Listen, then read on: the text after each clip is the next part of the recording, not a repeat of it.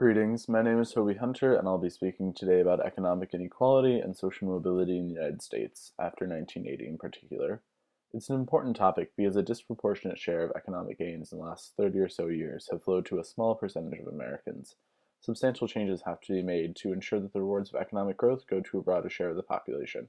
To provide a historical context, the share of national income going toward the top 1% increased in the 1910s and 20s, reaching a peak in 1929 with the booming stock market. Inequality was lowest during the so-called Great Convergence during the 1950s, 60s, and 70s. Finally, starting in 1980, inequality started growing dramatically. The top 1% has made tremendous gains in income since 1980. They've seen their average income grow by just under 300%, doubling their share of national income from about 10% to 20%. The top quintile minus the top 1% has done fairly well, seeing incomes grow by about 60%.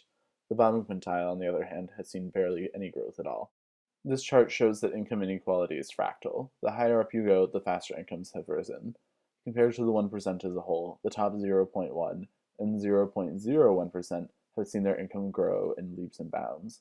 These are largely executives or financiers who derive a large portion of their compensation from returns on capital.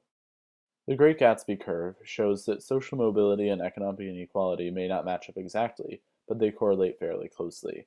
There are differences at the same level, however. For example, Canada is less equal than Finland, but has the same social mobility. Finland is about as unequal as Germany, but Finland is much more mobile. The US, however, just about leads the developed world in inequality and lack of mobility. This chart shows the elasticity of intergenerational income. Essentially, for each additional dollar a parent makes in the United States, his or her child will make 47 cents more. This compares to 50 cents more in Great Britain, but only 15 cents more in Denmark. Social mobility, however, isn't constant within America. One study found that the chance that a child raised in the bottom quintile would reach the top quintile as an adult was about 11% in San Francisco and Salt Lake City, but only 4% in Atlanta. Income mobility was higher in areas where poor families were more dispersed, there were more two-parent households, better schools, and more civic engagement. One reason trotted out for upper tail inequality is the growth of winner-take-all markets. Essentially, technology and globalization have resulted in much larger markets and thus the possibility of those at the top of their field to have higher incomes. However, this mostly applies to athletes, musicians, and other performers, who constitute a small part of the top 1%. Well, in 1983, the ratio of CEO pay to the average workers was 46 to 1. By 2013, it had grown to 331 to 1.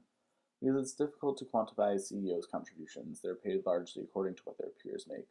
A small increase in pay for one CEO leads to a higher normal compensation, raising other CEOs' incomes, thus creating a cycle. Finance comprised 2.8% of GDP in 1950, but it increased to 8.3% in 2006.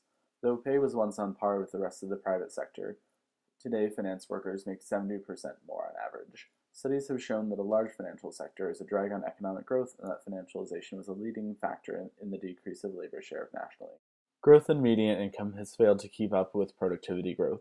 One study found that about half of the productivity pay gap is because of inequality within the labor sector. When gains slow to the top, the median doesn't budge. The rest is due to decline in the share of national income that goes to labor due to unemployment, globalization, and decreased unionization. One of the great triumphs of feminism was that it allowed women to work outside of the house. Women now go to college more, work more, and earn more. However, this helped to increase inequality. In a process known as assortative mating, women who attend college are disproportionately more likely to marry college-educated men. Whereas in the 1950s a lawyer might marry his secretary, he is today more likely to meet his spouse in law school. At the same time, people with lower education levels are more likely to marry each other. However, people from lower socioeconomic levels are increasingly less likely to marry at all, and are less likely to stay together when they do. Assortative mating based on education is estimated to have increased inequality by 25%. The educational system ought to improve social mobility, but instead hampers it. Children with parents of high socioeconomic status know on average 30 million more words than children of the lowest status. Wealthier parents then devote far more time and money to ensure that their children are involved in extracurricular activities and are generally competitive for college admission. A college degree is the best route to mobility, but it's far from a panacea. There is significant stickiness at either end of the income spectrum. Of those born in the bottom quintile who acquire a college degree, 47% stay in the bottom two quintiles. Of those born in the top quintile who do not get a BA, 49% stay in the top two quintiles. The most obvious means to reduce economic inequality would be a more progressive taxation system.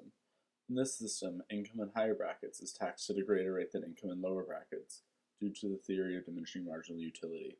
Essentially, your 100th millionth dollar will be less valuable than your 100,000th dollar, which is less valuable than your 100th dollar.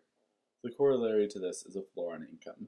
Known as a guaranteed minimum income, it was advocated for by Thomas Paine, Dr. King, and Richard Nixon. This would presumably be high enough to avoid destitution, but not so high that it would encourage significant amounts of people to quit their jobs. That said, a tighter labor market would increase wages. Whereas a guaranteed minimum income is provided regardless of employment status, the minimum wage is tied to a job.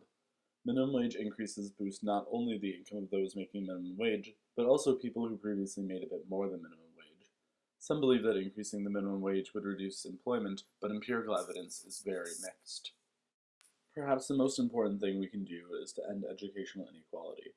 44% of public school funding comes from local government, most of which is from property taxes.